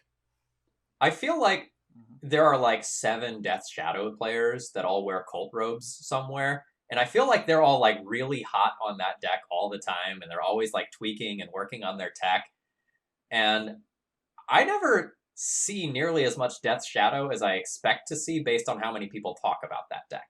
Yeah, that's one of those things that like the online versus paper metagame. Again, like online, everyone is good. Everyone has access to all the cards. And if you want to grind your treasure chests, you got to play a good deck. In paper, not so much. It's like, these are the legacy cards I have. And most of those are modern cards. So you don't even need that many legacy cards to play Shadow. So I still see Shadow floating around in the locals, but I did play against it online. It's actually in that Bant Mentor video. Like I did spike the 1 in 5 to play against Shadow online, but I beat it pretty soundly. I feel like I see Arkan playing Shadow quite a bit from time to time, and that's about it. Yeah. And Arkan plays everything. Arkan is a full-time legacy streamer. He's got to keep it fresh. Going back to the online versus paper thing, And this is something that I've like had this discussion multiple times, and people tend to not believe me for some reason, but it's just the truth. And I know why they don't believe me. But when you are playing online, Storm is like 10% of the online legacy meta. And then people prepare for paper events based on the online metagame. But paper events, I don't think I've ever seen Storm be larger than 2% of the meta. It's just because all of the very good Storm players all happen to play online. And in paper, people that play other formats don't switch and just randomly play Storm for an event. Like Storm, you're either in the camp or you're out. It's not a deck you switch to. So even when a deck like TES or Ad Nauseam Tendrils are tier 1, you often don't get people switching to play that deck just because you don't go from playing Delver to playing Storm very easily. It's a learning curve, and it's not something that's super intuitive to do. And I don't know. I think it's a misconception that I just thought I would bring up. No, I agree with that completely. I am a player. I've been deep invested in Eternal Magic for 12, 13 years at this point. I own all the cards. I could play Storm. I have reps with Storm, but even like going into GP Atlanta last year, which was won by Storm, I knew Storm was well positioned. I knew Storm was good against Rug Delver and the whole Ren and 6 mana, like Dark Ritual, you're dead. Nice Planeswalker. But I just didn't make the switch because I'm more comfortable playing blue. Like I'd rather cast Force of Will than Dark Ritual, even if I think Dark Ritual's better. Which kind of segments into the winners of the breach banning. I'm going to take this one. The Epic Storm. I'm pretty excited. The deck playing Silence just left the format, so I don't lose when I cast my Veil of Summer into activating Wishclaw Talisman anymore. So that's pretty huge. I've only played in the 2 events. I did scrub out of a challenge, so who knows? Maybe people will cut their Storm hate and I'll stop running into Deafening Silence, but Storm is going to be very good again. I know that there's only been a couple events so far, but it's going to come back. It's going to be strong. It was good before Breach, will be good after Breach. Yeah, Epic Storm also picks up an extra check mark because the blue decks are Astrolabe decks, and Astrolabe is an artifact, and those decks, Null Rod is like Blood Moon against them in some situations. Like, you can't play a 4-color deck with 7 basic lands and Null Rod to turn off your own Astrolabes. And Epic Storm leans so hard on the artifacts these days, like with the opals and the talismans and stuff. Like, I would love to just shove a bunch of Null Rods in my blue decks, but then I would have to rebuild them and cut colors. So, you lose the Snoko mirrors because you don't have Pyroblast anymore, but then you gain in the Storm matchup because you actually have a thing that is relevant. Epic Storm definitely wins based on the necessary configuration of blue decks these days. I faced the 5-color pile deck that was running back to basics. Anything's possible, Brian. But there's also like non-Null Rod hate that people can be running. Like Deafening Silence is just a backbreaker. It still works with your Snapcaster mages. I've seen Meddling Mage out of some blue decks. Like there's other permanent-based hate other than Null Rod you can run. At this point, the Storm decks are priced into boarding for these permanents anyway. Like I'm boarding in Abrupt Decays and Chain of Vapors now. Like I'm going to beat you on the stack thanks to Thoughtseize, Null Rod, and Defense Grid. Or Null Rod. Defense Grid, Thoughtseize, and Veil of Summer. So I'm going to win the stack race. So now I have to prepare for your permanents. Like, I just know that I don't have to care about the first one anymore. I also think that in the short term, the Epic Storm benefits from people going down on their combo hate, because I think there's going to be a response to Oko and maybe like Dreadhorde Arcanist or something like that being new pillars of the format. And I think if people start shifting more to beat Oko and we start seeing fewer copies of the dedicated combo slots that were in the sideboard, that being on a Storm deck is a great place to be.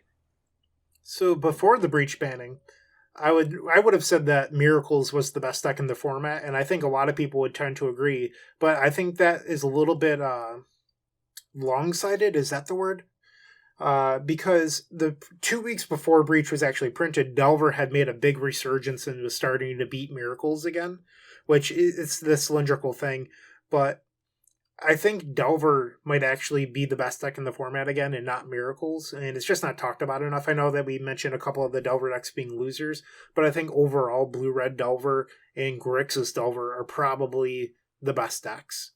Yeah, if we revisit like the HJ Godic tech of like the Mystic Sanctuary Painful Truths in the board, so like the Delver deck is just better at drawing cards than Miracle's post board, and it's got the clock against combo, like that old HJ Kaiser Grixis Delver list from around Christmas might just be great again.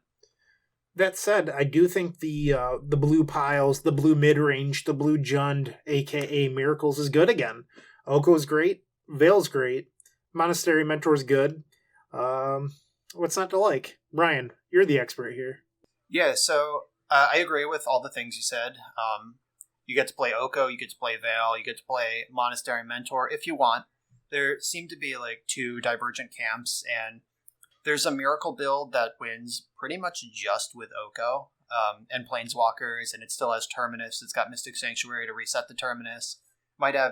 You might see Entreat the Angels in these decks. The Entreat the Angels plus some number of Mystic Sanctuaries endgame is brutal. Like, normally you can see when your Miracle's opponent is positioning themselves to Entreat the Angels, and you can set up with that, like, that Stifle or like that Force of Will. You can win that fight. But then they just fetch and do it again. And then they fetch and do it again. And they can cast and treat the Angels 2 or 3 times, and if any one of them resolves, you're dead. I've also seen like turn 3 just make a blocker, turn 5 make a blocker, and then they'll save that last Sanctuary until the late game, and they're like, all right, this one's going to kill you. Right. Yeah, like that end game is very, very good. And I'm a big fan of Monastery Mentor, and I think these two plans are incompatible. Like, if you want to be, like, jamming your Mentor and pushing small advantages, like, as soon as you get Breathing Room, jam this thing, make 2 monks, and then hope they win the game, that's not really compatible with, like, the Terminus, Accumulated Knowledge, Take Your Time, Mystic Sanctuary plan. Like, you can't play Mystic Sanctuary in a Mentor deck, because on turn 3, it's really hard to get value. Like, your Mystic Sanctuary can't come into play untapped on turn 3. Like, you don't have rampant growth in your deck. So if your plan is based on jamming that Mentor Teferi Oko on 3, you just can't play that card.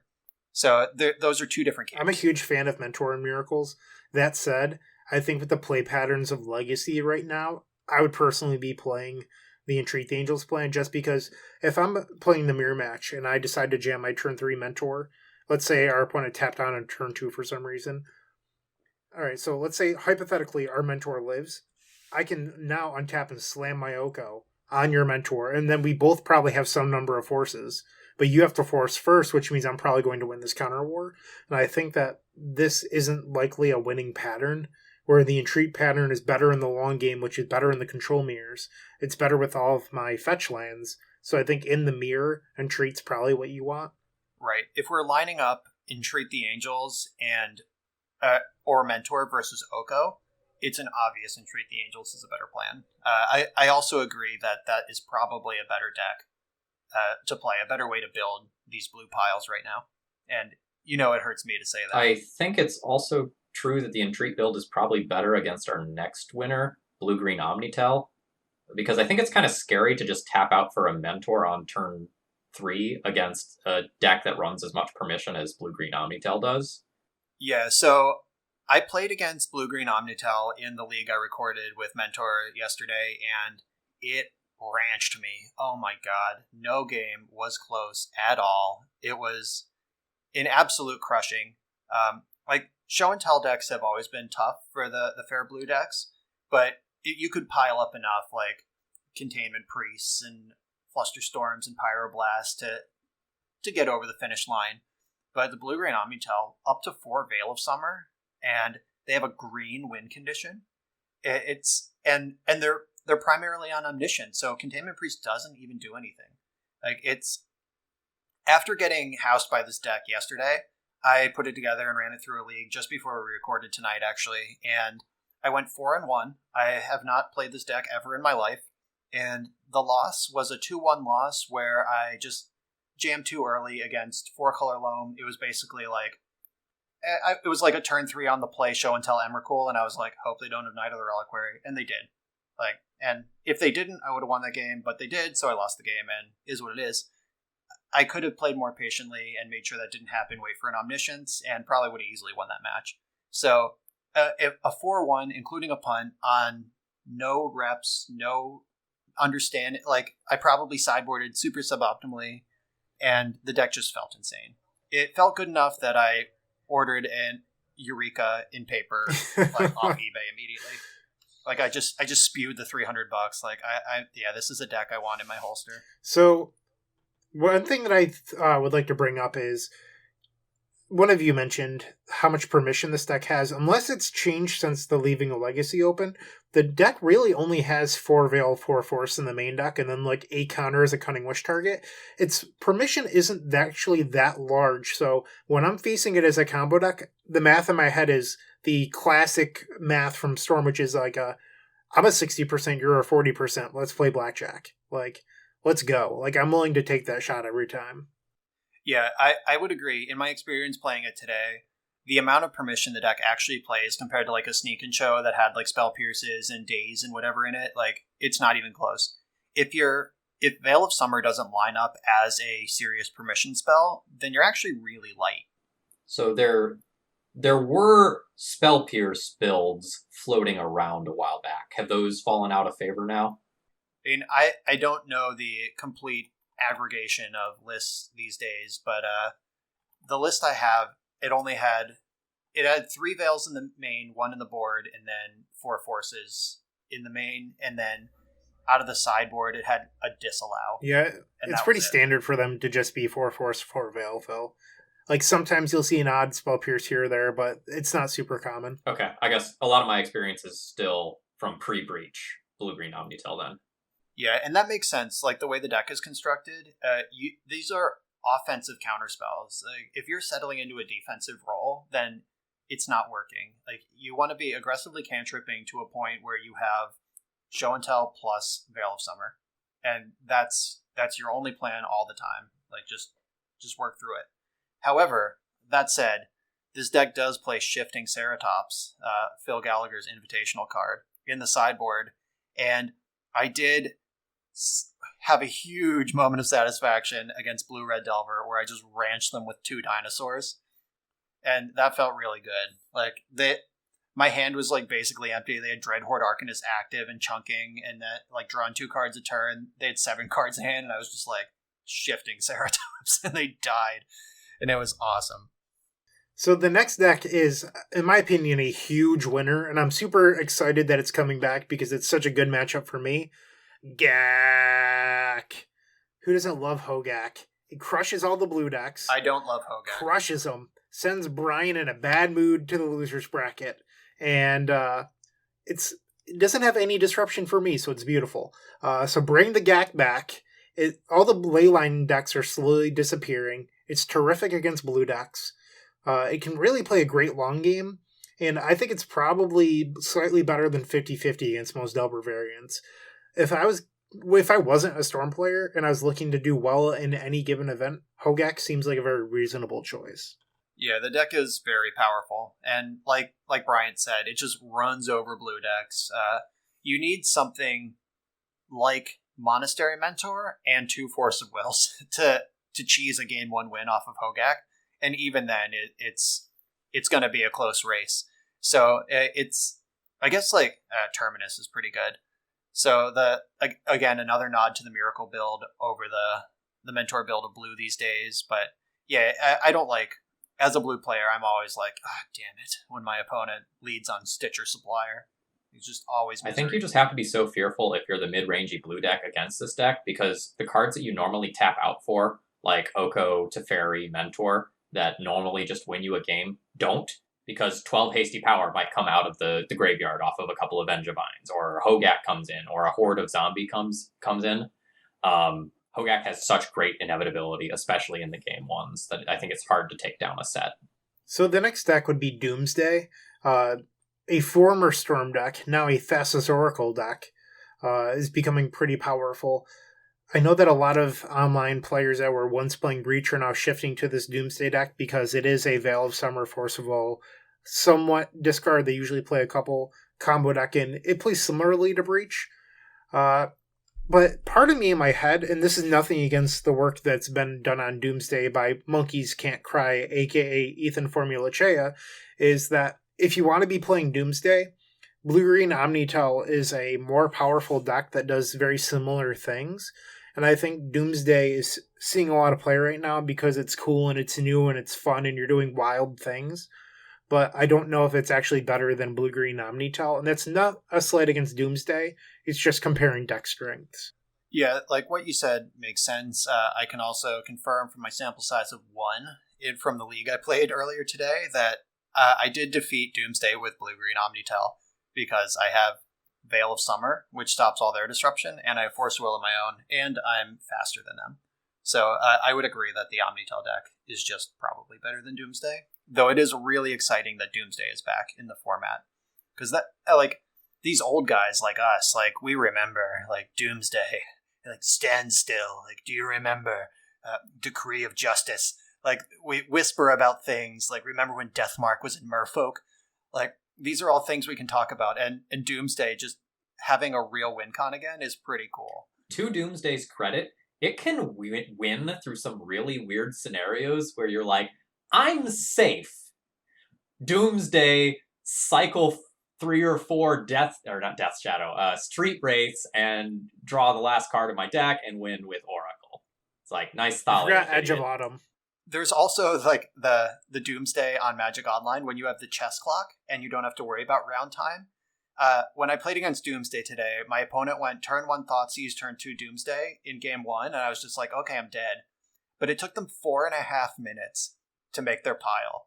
And it just snapped me back to like the Stephen Menendian Doomsday in the Vintage Super League, where he just has Notepad open and he's just happily typing away as his clock ticks away. Like it's chess clocks.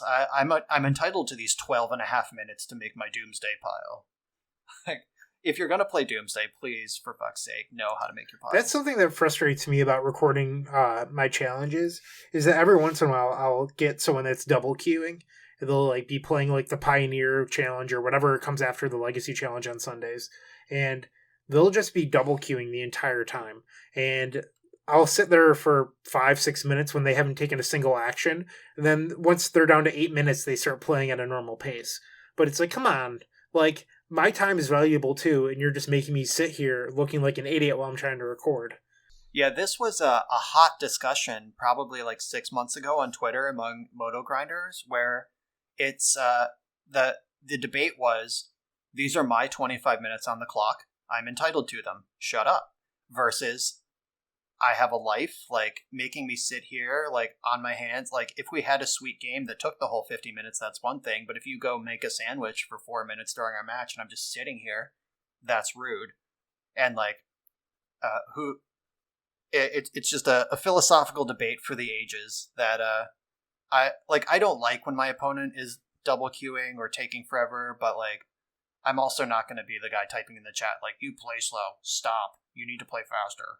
Double queuing's for jerks. Because at the end of the day, as far as like enforceability, they're entitled to their 25 minutes and there's nothing you can do about it. So I like to put everything in my life into camps of like, can I do something about this? No? Then I'm not going to stress about it. Though I do agree it is super annoying, especially when you're recording, that you have to like start and stop the recording based on like their action. It's like, or just like edit out these 4 minutes later. Like, it's definitely more work, especially for content creators, to play against someone who's double queuing. I end up on both sides of it because I get, I have to entertain an audience while my opponent is doing whatever. But at the same time, there's times where I need 5 minutes to figure out something because I'm playing some donation deck list that I've never played before, and they're trying to have me assemble Doomsday piles or something like that when I've never done it.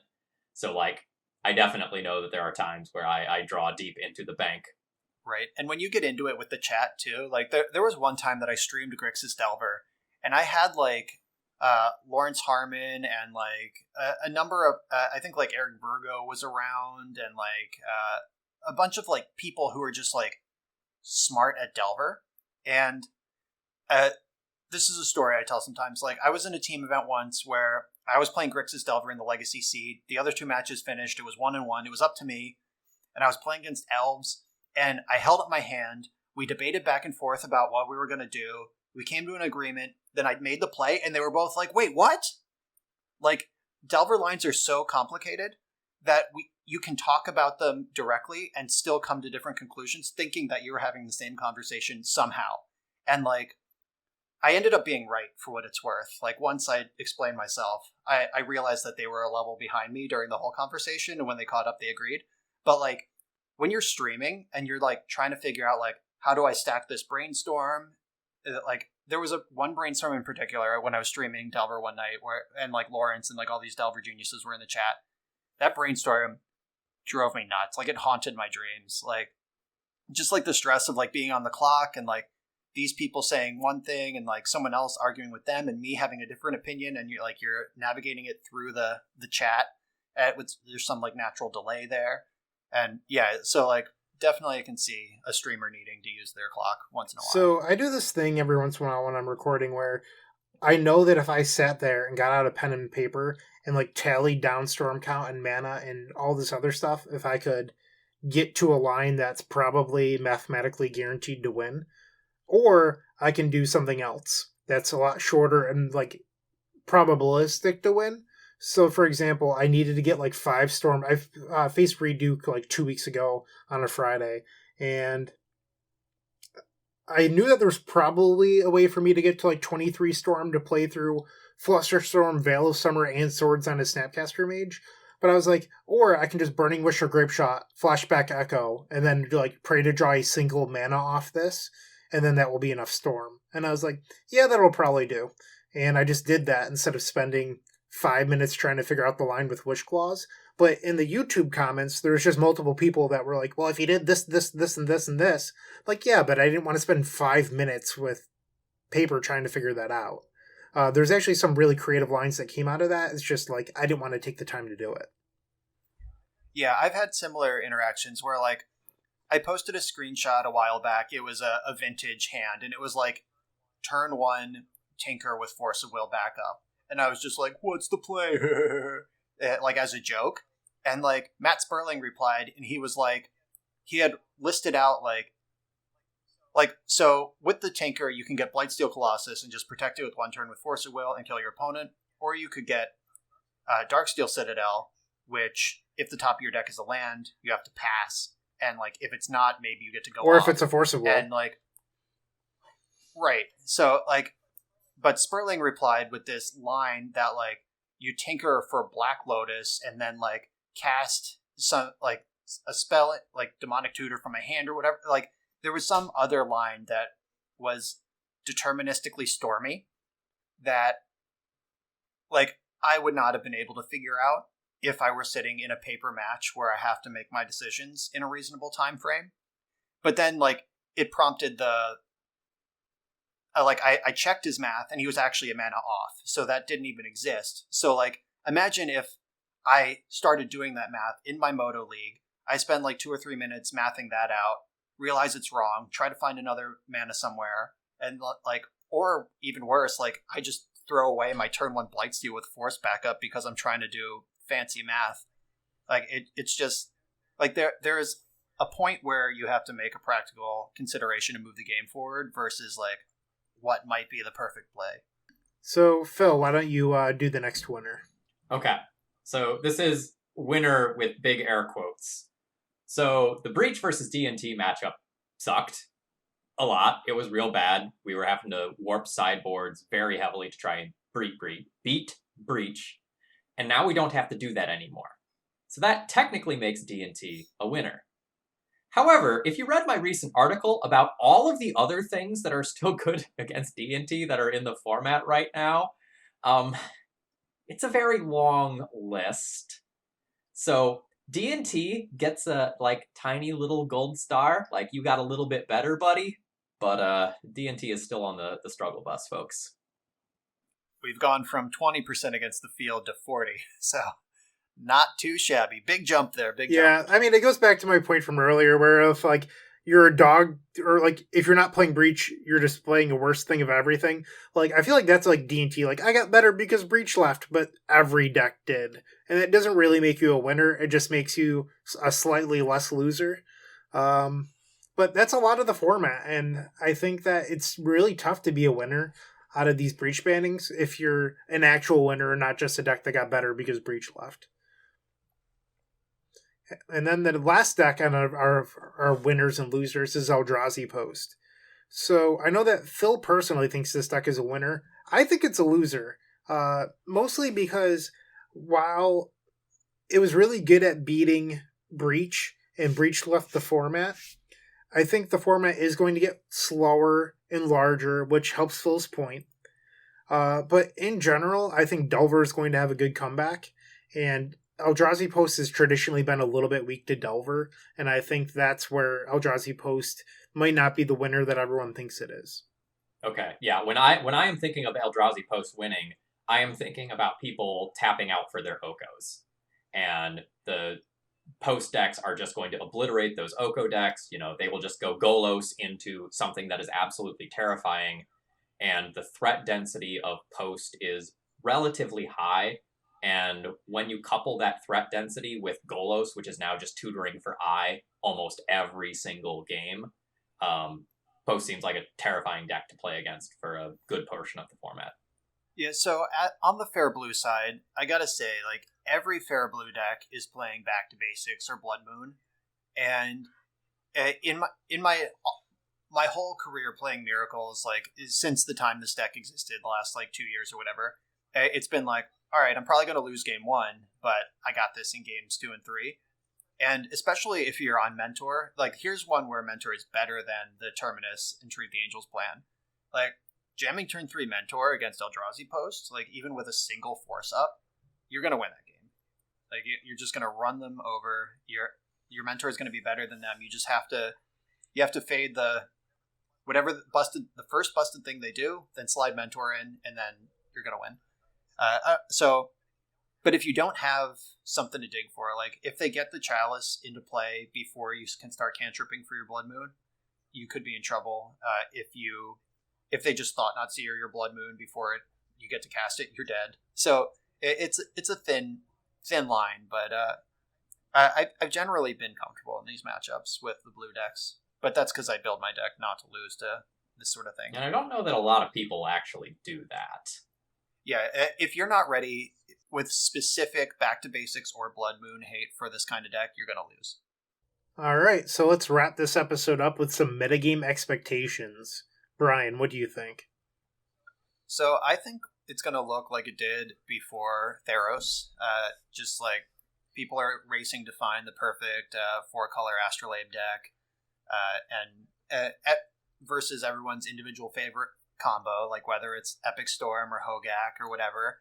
And I think blue-green Omnitel will float back to the top because Veil is still real dumb. That card's still around. But I am mostly predicting a healthy rock, paper, scissors where, like, blue beats prison, which beats combo, which beats blue. And, like, all the flavors among those rock, paper, scissors. And I'm excited to see the other Theros cards that get experimented with now. So I wrote this list last week when we put our show notes together, and at the top of my list was Dryad of Elysian Grove, which just won the Legacy Challenge 2 days ago. So that's pretty exciting that already a Primeval Titan Dryad of the Elysian Grove deck is the first big winner coming out of the Breach ban. So that's sweet. That's a very powerful card, and the Legacy card pool can certainly slap it around a bit. Ox of Agonis, we haven't seen that guy show up yet. That's a sweet one. Have. It's in the Dredge. It's another Faithless looting. Oh, yeah. I mean, it would definitely be in a Dredge shell. I just haven't seen Dredge winning. Is it doing that? Somewhat, yeah. There's a few Dredge stalwarts out there. I thought it was super cool the first time I saw it. I played against it last week as well. All right. Yeah, so, like, those people who are out there dredging, they're all better off now. Again, Dredge, big winner. Like Dredge and Hogak can go hand in hand in any winner circle. So we talked about Hogak, put Dredge in there with it. Dredge is a winner from the Breach ban, and Ox of Agonis right in that deck. Setessan Champion. Like, I played against Enchantress in my league I recorded. They didn't have Setessan Champion, but there's a bunch of new Constellation cards that could make the cut. And Thassa's Oracle, like, already found a new home in Doomsday after being the win condition in Breach. And Breach also played Grapeshot, but Oracle was an option, and there's a lot of ways to bust Thassa's Oracle. Like, there's a lot of ways to empty your deck. And Divining Witch, that card, that's a spell shaper from Nemesis, and it lets you pay 1 and a black, I believe, or black, to discard a card and cast Demonic Consultation. And that card, in the past month, has gone from worthless to $4, both online and in paper. So someone's out there trying to break Thassa's Oracle in Legacy and Vintage with their Divining Witches. There's also a Paradigm Shift. All right, Paradigm Shift, yeah. Actual Factual Leveler. You can play that card. You can find a different way to Brain Freeze, a different way to recur. The Cephalid Breakfast is back. I've seen Javier Dominguez and Andrea Mengucci playing Cephalid Breakfast lately. They've been tweeting about it a lot. Those are some powerful wizards. Thassa's Oracle just made to win the game out of that deck. So Thassa's Oracle is a tricksy little fella. Like, Lab Maniac has been winning weird games of Eternal in a while, and we can all agree that Thassa's Oracle is a much better card than Lab Maniac, I think. Unquestionably. So, yeah. And so Thassa's Oracle, we're going to see that pop up in a lot of weird places for a long time to come. I don't think it's remotely bannable, but there's a lot of fun ways to mess around with it. So you mentioned Enchantress. I think you picked the wrong card. I think Destiny Spinner is the sleeper pick from the set as the card that is like secretly busted, but is so narrow that unless you're playing Enchantress, the card is garbage. Pre-Breach, I 5-0'd with Enchantress playing Destiny Spinner, and it just felt like the most unfair thing I had ever played with. Ban cards aside, because it let you ignore Chalice of the Void, it let you ignore counterspells, it made your win conditions uncounterable. It was like this protective piece that was also a threat, that was also a blocker. It just did everything that I needed it to do. It was amazing. Yeah, in the league I played against Enchantress, they did have Destiny Spinners post-board. They didn't seem to have the main, but after board they did cast it, and it was like, oh, I gotta get this game done. I can't count on anything anymore. Yeah, 4-main mode. Absolutely correct. Have played multiple builds with it. Enchantress is one of those things where if I didn't have a bunch of sub donations for deck lists that I was going to play lined up, I would be jamming Enchantress leagues and seeing if I could break that card harder. You can also Green Sun for it, which they're already playing to get, Dryad and Argothian. So that slides right in there. Right. Yeah. To my blue soup players out there, bring in Containment Priest against Enchantress. It may seem weird, but if you snag even one Green Sun Zenith with it, you're gonna win. Like that, they operate on thin margins. They have a small number of cards that really matter to turn on all their other cards. And Zenith, like, just clipping that is real nice. The Green Suns are so disgusting in that deck now, because it used to be that Green Sun was only a tutor for your card draw.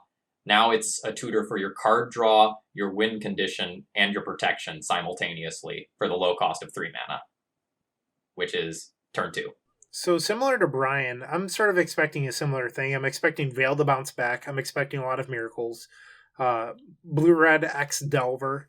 And then I think some people are going to start experimenting a little bit more with another card from Theros, Uro. I think it's like Titan's Wrath. Is that the full name? Titan of Nature's Titan Wrath. of Nature's Wrath.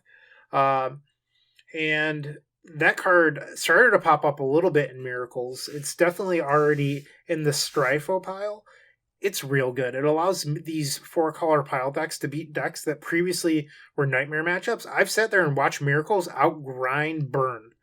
Just like Burn had this amazing fast start, and then they were just like, Uro, bring back Uro, stabilize towards this. Like, just, it really corrects a lot of the mistakes in deck building that Miracles had previously, I think. Yeah, I've been playing a lot of Uro in every other format, and I have a Savine's Reclamation that I've made my pet card in Blue Soup, and I think that card is just better as Uro in every single deck that I have it in right now. And I haven't tried it myself in Legacy, but I've put that card into play in Pioneer, Modern, and Standard, and it is bananas. And you guys don't play Arena, so you don't know this, but when you cast Uro on Arena, if you look at the art of Uro, he has like a big sucky cyclone mouth, and the big sucky cyclone mouth comes down from the top of your screen and just sucks on the battlefield for like a second, and then he disappears.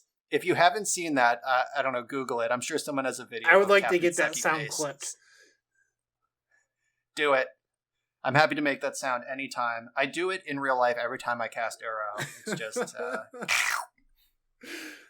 So make sure to do that too. If you put Uro in your deck, you have to make sucking sounds every time you cast him. I'll do that next time I'm on stream with it. I've been playing it in 4-color loam, and it's been pretty good as a 1-of or a 2-of there.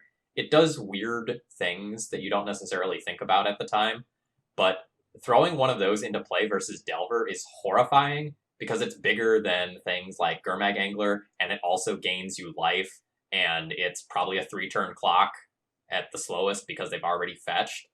The card puts a lot of tension on the game, although if you are a multicolored mana base, it's not just free to bring back for 4 mana. You know, you do need blue, blue, green, green. And Loam is sometimes a little sketchy with its mana base. Right, so here's a little hack if you're building a mana base. So it might seem intuitive that if you have this blue, blue, green, green card, that you want a bunch of like tropical islands, but you actually don't. If you're not just playing blue green, you want lands that make blue or green, because if you're counting your blue and green sources in your mana base math, and you count tropical island as a blue source and a green source, it's actually only one of those two things when you're unearthing a card that costs blue, blue, green, green. So spread your blues and greens around. Like a Savannah and a Underground Sea might be better than a tropical island, like 2 tropical islands. If you're assuming you're a million colors and you're trying to get this thing into play. So just think about that when you're distributing your colors. I don't think I have anything else. Do you guys? No, I mean, the experimentation with cards that were overshadowed by Breach, I think, is kind of the big takeaway from metagame expectations, and we've kind of hit on that a couple of different times.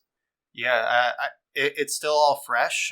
It's already shown us a lot of cool things. Doomsday's back. Dryad of the Elysian Grove is a Legacy Challenge champion. We're in a brave new world, and it's exciting. Well, thank you everyone for tuning in to listen to us talk about coronavirus and post-world breach. Stay healthy, stay safe, stay beautiful, and don't leave your house.